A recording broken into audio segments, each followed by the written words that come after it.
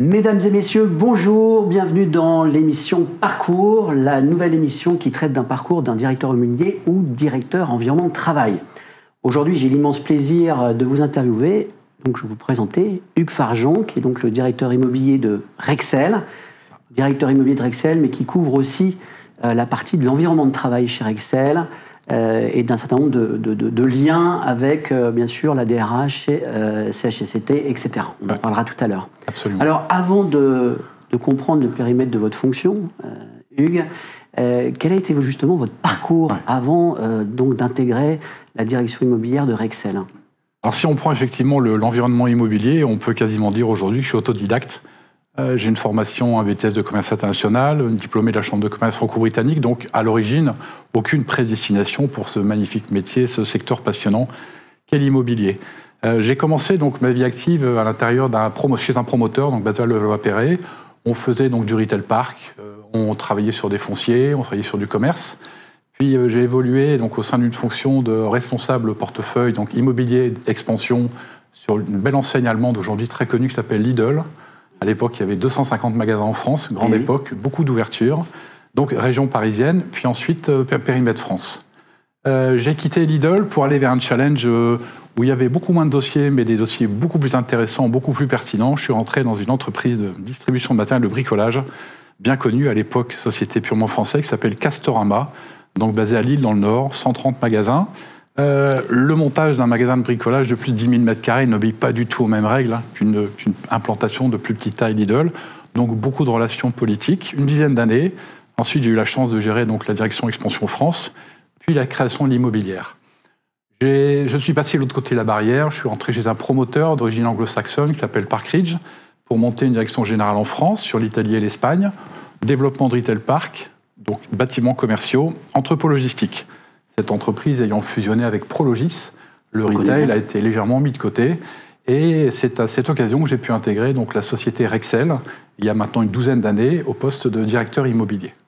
Donc ça fait 30 ans à peu près que vous travaillez dans des fonctions immobilières et environnement de travail, qui couvrent un petit peu tous ces univers. Ce qui est assez particulier quand même, c'est que vous avez traité bien sûr de l'immobilier de bureau, environnement de travail, je l'ai dit tout à l'heure, mais aussi de sites logistiques, d'entrepôts, de retail, même peut-être d'usines. Enfin, on voit que vous avez un périmètre assez large, ce qui n'est pas le cas de tous les directeurs immobiliers ou directeurs environnement de travail. Aujourd'hui, votre fonction chez Rexel, justement, c'est un peu le résumé de tout ça. Quel est votre périmètre exactement chez Rexel? C'est ça, donc j'anime la direction immobilière. Rexel France, puisque Rexel est international, 26 pays. La France, aujourd'hui, c'est 5000 collaborateurs. On a terminé l'année aux alentours de 2,8 milliards de chiffre d'affaires. Et nous sommes co-leader mondial de la distribution du matériel électrique et de la solution de la maîtrise de l'énergie. Les actifs sont grosso modo de 3 typologies. D'abord, l'actif principal, ce sont les agences, les endroits où nous recevons nos clients, nous présentons les produits, les solutions, les formations. Donc aujourd'hui, 480 sites. 480 sites. C'est ça, agences, locataires à 90%. On a aujourd'hui à peu près une cinquantaine de sites en propriété, mais on est majoritairement locataires. Ces agences, aujourd'hui, elles sont livrées, les produits sont apportés par des entrepôts, par des transporteurs. Donc nous avons aujourd'hui 8 entrepôts en France. Ces entrepôts aujourd'hui donc, sont essaimés sur chaque point cardinal du territoire et livrent en moyenne une cinquantaine d'agences. Et enfin, nous avons, pour accompagner les conditions de travail en province et à Paris, nos collaborateurs de ce qu'on appelle les fonctions support, le back-office, et c'est en rien péjoratif. Donc on gère à peu près 8000 m² de locaux tertiaires, ainsi qu'une sous-location du siège, puisque nous sommes porte d'Asnières, sous-locataire de Rexel Développement, donc qui est l'entreprise principale. Ça représente grosso modo aujourd'hui, en termes de surface, à peu près 700 000 m². Donc 700 000 m² tout confondu, entre les agences, les entrepôts, le siège. Exactement, c'est ça, exactement. Et on va dire une enveloppe OPEX loyer d'environ 40 millions d'euros chaque année. Ces locaux aujourd'hui ont une particularité en commun, c'est qu'on a une vraie volonté aujourd'hui, de par notre objet social, la distribution de matériel électrique, c'est des équipements modernes, c'est de la lumière moderne, c'est le type de chauffage qui est moderne. Donc on a vraiment à cœur de proposer à nos collaborateurs aujourd'hui des conditions de travail qui sont extrêmement au dernier cri, la dernière technologie. On se doit de continuer à attirer les talents. pour continuer à faire grossir nos 5000 collaborateurs en France. Nos entrepôts également sont très tournés vers la RSE. On est très sensible à ce que les conditions de travail de nos collaborateurs soient très bonnes en termes de possibilités de restauration, de coins café, de salles de pause, de conditions de chauffage, de ventilation, d'aération. Ça, c'est vraiment un point qui est très important chez nous. Et enfin, aujourd'hui, sur les plateformes tertiaires et le siège, on a organisé effectivement notre structure humaine autour d'un grand nombre d'open space. On est plutôt sur un travail en équipe. Certaines fonctions, on le sait tous, doivent garder une notion de confidentialité. Peut-être la comptabilité avec le chiffre d'affaires, les ressources humaines avec les recrutements, etc. Donc ça, c'est tout à fait normal, ainsi que les entretiens avec nos fournisseurs ou nos commerciaux. Et autour de ces espaces, on a systématiquement une proximité des transports en commun, principalement en province. C'est vraiment déterminant pour nous. La recherche d'une mobilité optimale. Voilà, exactement. Et avec cette notion de locataire qui nous permet certes de payer un loyer chaque année, ce qui est cohérent, mais ce qui nous permet surtout d'avoir une notion d'agilité sur le fait d'aller bouger nos sites et de faire évoluer nos sites en fonction de la taille de l'équipe et non pas de la taille de l'équipe en fonction de la superficie des locaux et des sites. D'accord, c'est très clair. Votre rattachement hiérarchique? Alors moi, mon patron, mon N+1, est directeur financier, Rexel France, je précise, donc Christophe, qui est lui-même membre du comité de direction France. C'est avec lui qu'on arbitre nos CAPEX, nos dossiers d'investissement. On fait grosso modo entre 20 à 25 projets par an. On déménage à peu près 2 plateformes tertiaires par an également. Toujours pareil pour le faire, continuer à évoluer en termes de modernité, de qualité des conditions de travail, et pour les faire évoluer en fonction des mutations. Vous savez qu'aujourd'hui, la province est de plus en plus demandée, entre guillemets, on le constate tous les jours.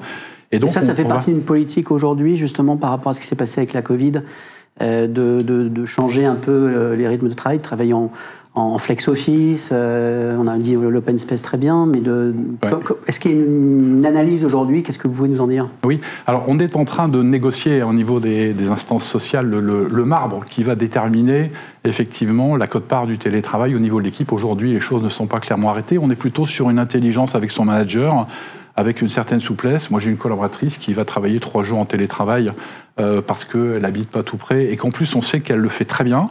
Donc, nous l'avons équipée de matériel pour qu'elle soit vraiment très opérationnelle. Et nous allons avoir des gens qui vont vouloir systématiquement revenir au siège parce qu'il y a cette ambiance, parce que je retrouve l'équipe, parce qu'à la maison, il y a l'enfant, c'est pas toujours très pratique. Et on a aujourd'hui une présence de l'ordre de 80% à peu près des collaborateurs sur nos sites. Donc, ce qui est plutôt très fort par rapport à la période pleine Covid qu'on a connue tous, bien évidemment. Très bien, Hugues. Alors, on va revenir sur votre parcours de 30 ans dans le monde de l'immobilier et de l'environnement de travail. Qu'est-ce que vous pourriez nous dire sur les évolutions notables de ces univers-là jusqu'à ce jour? Alors, je vais être un petit peu cash, mais je trouve qu'on a perdu beaucoup de choses. D'abord, on a perdu beaucoup de choses dans la confiance.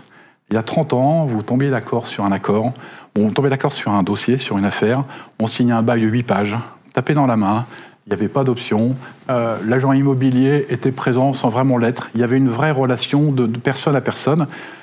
Aujourd'hui, on s'aperçoit que le moindre courrier qui a été échangé va se faire sous forme d'un feuillet de 5 pages avec une co-signataire éventuellement d'un membre du comité de direction. Donc je trouve que l'environnement business est devenu plus contraignant et beaucoup moins basé sur la confiance. Alors c'est lié à quoi ça? C'est les contraintes de la législation ou des législations? Oui. Ou c'est plus culturel aux entreprises? Je pense qu'il y a une partie culturelle et il y a également certainement le fait qu'à l'époque, le conseil principal était le notaire. Le notaire s'occupait de la rédaction du bail, parfois même des transactions. Aujourd'hui, le métier s'est spécialisé sur des métiers de conseil, sur le métier d'accompagnement, sur le métier d'avocat, vraiment purement spécialisé dans l'immobilier. Et je pense que ces fonctions-là sont venues répondre à un besoin et en même temps l'ont encouragé, certainement. Ensuite, ce qu'on peut constater, c'est la complexité de l'environnement réglementaire. On a chaque année un certain nombre de réglementations qui viennent nous heurter de plein fouet dans notre quotidien.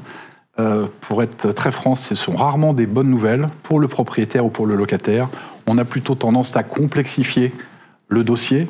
Vous deviez réaliser un entrepôt ICPE, donc installation classée, protection de l'environnement, il y a 10 ans. Les gens mettaient à peu près 2 ans pour monter un projet. Aujourd'hui, moins de 5 ans, c'est impossible. On a un petit peu de mal à comprendre le pourquoi. Il n'y a pas de notion de sécurité, les bâtiments sont ultra sécurisés. On a l'impression effectivement qu'on a été rajouté ce fameux millefeuille administratif avec un certain nombre de services que chacun maintenant vient donner un avis. Et je pense qu'aujourd'hui, ça complexifie et ça ralentit considérablement les opérations. Donc la création de valeur, la création d'emplois et la perception des taxes, certainement. Là, c'est la partie immobilier de bureau, voire entrepôt. Sur la partie environnement de travail, quelles sont les évolutions que vous avez constatées depuis 30 ans ? Alors, il y a 30 ans, le collaborateur était relativement peu traité, peu considéré. Il arrivait au bureau, il était content d'avoir son emploi et il amenait sa pierre à l'édifice, point barre. Aujourd'hui, il y a beaucoup plus d'exigences. On est sur un métier aujourd'hui où on rencontre sur certains secteurs une forte pénurie de main-d'œuvre. Donc, le candidat est devenu plus exigeant. Il a des questions aujourd'hui qui ne se posaient pas il y a 30 ans. On va vous parler de télétravail, on va vous parler des RTT, on va vous parler d'avantages. Voilà, je trouve que et des services liés à l'occupant. Absolument, les services liés à l'occupant. On parle de restauration d'entreprise. C'est ça, la qualité du siège, les espaces en commun, pourquoi pas l'existence d'une salle de gym, d'une salle de fitness. Il y a même des gens qui vous parlent de savoir si on a une salle de sieste. Bon, ce sont des choses que je comprends. Je vais avoir 57 ans, donc je ne suis pas du tout décalé par rapport à ça. Je me dois d'être au fait de cette actualité. Mais c'est vrai que par rapport au début de nos vies, voilà, ça nous paraît un petit peu en décalage par rapport à quelqu'un qui est ultra motivé et qui va de toute façon voir dans son travail son épanouissement tout d'abord. Les conditions de travail sont très importantes, on est très sensible, mais je pense que c'est d'abord la mission qui va déterminer la motivation du candidat. Alors, il y a aussi la notion, là, qu'on va retrouver, que ce soit dans l'immobilier de bureau en tant que directeur immobilier ou directeur environnement de travail, les notions d'écologie, de RSE, c'est notamment l'éclairage, le chauffage.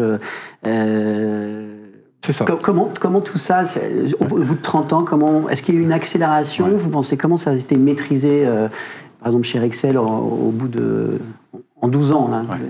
Alors, c'est vrai qu'il y a énormément de nouvelles technologies, et c'est vrai qu'on a évoqué tout à l'heure l'objet social, notre raison d'être, notre ADN, qui est encore une fois la mise en place de toutes ces installations technologiques qui permettent d'améliorer le quotidien, nous oblige peut-être un peu plus qu'un autre à être absolument exemplaire en termes d'environnement de travail. Je pense par exemple aux éclairages LED, je pense au type de chauffage, clim réversible, pompe à chaleur, etc. On se doit nous-mêmes, vis-à-vis de nos clients, vis-à-vis de nos collaborateurs, d'être exemplaires sur ce sujet. Après, je dirais, on est aussi en train de frôler le contexte et l'environnement réglementaire. On est tous au courant du décret tertiaire. Le décret tertiaire va contraindre, encourager les occupants propriétaires ou locataires, puisque la loi ne détermine pas clairement, à aller réduire effectivement son empreinte carbone, ce qui est une très bonne chose, bien évidemment. Après, aujourd'hui, je crois qu'il y a 600-700 000 bâtiments en France. Si vous devez réaliser un audit sur chacun de ces sites pour aller en déterminer les pistes, pour aller améliorer la facture, je pense que les bureaux d'études ont une longue vie devant eux. Je pense qu'en 30 ans, ce ne sera toujours pas terminé. Et donc cet environnement réglementaire nous pousse également à être meilleurs. On est meilleur sur le photovoltaïque, par exemple les entrepôts, même si encore une fois il y a une partie contrainte administrative, on va faire plus. On est meilleur sur l'installation des bornes véhicules électriques, les ombrières photovoltaïques. Encore une fois, c'est notre écosystème chez Rexel. On est meilleur aujourd'hui lorsqu'on va transférer une agence. Avant, on allait étudier le retour sur investissement, quel est mon gain de part de chiffre d'affaires, mon gain de loyer, grosso modo. Aujourd'hui, on rajoute un quatrième critère qui est quelle est ma diminution de mon empreinte, quelle est l'amélioration de mon empreinte carbone, en expliquant mes factures d'hier, mes factures de demain, des bâtiments plus petits, mais surtout beaucoup mieux isolés et beaucoup moins passoires thermiques. Donc cet environnement contraint à mieux accueillir nos clients, mieux accueillir nos collaborateurs, à réduire effectivement nos OPEX énergétiques, et certainement pour nous et pour tous les acteurs de la filière, un champ des possibles qui est exceptionnel, extraordinaire en termes de fourniture, de prestations, d'audit et de matériel. L'avenir de la fonction, alors directeur immobilier, directeur environnement de travail, cet avenir, c'est quoi pour vous ? C'est quoi les déterminants ? Alors ce qui est sûr, c'est qu'on ne peut pas les dissocier. Elles sont un petit peu comme l'eau et le vin, une fois qu'on les a mélangées, on ne peut plus les séparer, c'est pas possible. C'est votre client interne, ça va être effectivement le client qui vient en agence, mais ça va être bien évidemment surtout le collaborateur. On se doit aujourd'hui d'environner cette capacité à accueillir les collaborateurs dans les meilleures conditions. On va demander aux gens plus de travail, on va leur demander des missions de plus en plus complexes, dans un environnement réglementaire qui est également de plus en plus contraignant. Donc, il est impératif que les collaborateurs évoluent dans des conditions de travail qui soient extrêmement positives, travail d'équipe, je me sens bien, non pas, moi je ne serai pas tout à fait comme à la maison, mais pas loin d'être comme à la maison en termes de qualité. Enfin, la fonction, je pense que, alors, moi, l'avenir de la fonction, 57 ans, bon, voilà, on va dire c'est du moyen terme, c'est 2 périodes triennales, 3 périodes triennales.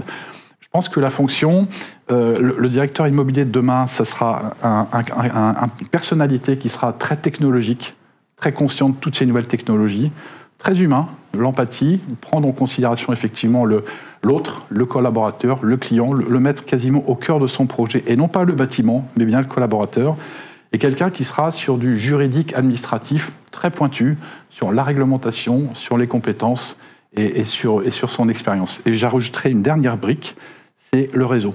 Aujourd'hui, beaucoup de gens travaillent un peu sur son faisceau. Moi, je suis convaincu qu'aujourd'hui, échanger avec ses pairs, nous, on a souvent ça avec d'autres grands directeurs immobiliers de la distribution en B2B. On a des échanges quasiment réguliers tous les mois avec 4, 5, 6 grands acteurs. Je salue mes amis de Saint-Gobain en passage, ils se retrouveront pour échanger sur qu'est-ce qui s'est bien passé, qu'est-ce qui s'est mal passé. Chacun a un certain volet d'informations confidentielles qu'on va garder pour nous, mais on va être dans le partage sur des situations, des choses qui nous sont arrivées, et ça nous permet effectivement d'être meilleurs. Donc le réseau, aujourd'hui, je suis convaincu que c'est également une grosse part de l'avenir de la fonction. Dernière question, même constat sur le directeur environnement de travail. Ça sera un peu cette idée justement de ces 5 ans. C'est ça, je pense qu'il sera encore plus teinté RH, parce qu'effectivement, il aura cette obligation de compétence de la réglementation, bien connaître effectivement la notion de responsabilité sociétale de l'entreprise, la RSE, l'environnement et autres. Une très bonne relation avec les collaborateurs et les collaboratrices. C'est ça, tout à fait. Et surtout, l'immobilier ne se fait pas qu'à Paris. Il y a des sites partout en France. Déplacez-vous, allez voir ce qui se passe en province. Les gens de province sont des gens très forts. Ils ont en général une approche au niveau des conditions de travail qui sont différentes. Il y a un petit peu moins de pression sur les loyers, un petit peu moins de pression sur les surfaces, sur les notions de fluidité, de devenir en véhicule et autres, mais ce sont des gens aujourd'hui qui ont une approche très relativement paisible et très dynamique en même temps de leur métier. Surtout que le directeur environnement de travail va aussi apporter, sort de l'entreprise pour amener du service aux collaborateurs de l'entreprise. Oui, tout à fait. On fait du télétravail et que pour que le bien-être des salariés aussi, ça se passe aussi chez eux, dans leur bureau. Absolument. On observe un certain nombre d'entreprises qui justement mettent les conditions en place avec des nouveaux bureaux, des nouveaux sièges, des écrans, enfin une adaptation de l'outil de travail en fait chez le salarié et chez lui. C'est le cas chez Rexel aussi, ça? C'est ça. Alors, il y a une partie nomade. Ouais. C'est vrai qu'on est un peu au milieu du chemin. Chez nous, on est entre une entreprise relativement structurée classique et une entreprise avec un management qui est un management jeune qui aujourd'hui veut prendre ce virage. On a encore une fois beaucoup d'open space, beaucoup de salles de réunion, très techno, très visio, parce qu'on fait aujourd'hui 70% de nos réunions visio encore, parce qu'on gagne un temps fou. Et ensuite, on a aujourd'hui vraiment l'intime conviction que ces conditions de travail au bureau vont permettre aux collaborateurs, en définitive, d'aller challenger le télétravail, encore une fois en se retrouvant entre eux, mais à partir du moment où les conditions de travail sont vraiment extrêmement satisfaisantes. Eh bien, merci beaucoup, merci Hugues Fargeon. Donc, on rappelle un directeur immobilier de Rexel, bien sûr en charge aussi de l'environnement de travail. Merci d'avoir partagé votre parcours, votre vision de l'immobilier de bureau, de la fonction de l'immobilier de bureau et d'environnement de travail de demain, d'aujourd'hui et de demain. C'était un réel plaisir de vous interviewer. Je rappelle aussi que vous êtes à l'Agora Directeur Immobilier. Absolument. Et membre de l'Agora Directeur Immobilier, donc ça rejoint l'idée des réseaux et de la mutualisation de compétences chez vous et chez Rexel. C'est juste merveilleux. Merci. Exactement. À vous, Hugues. Continuez d'être curieux. Merci, bonne journée. Merci, au revoir à toutes et à tous.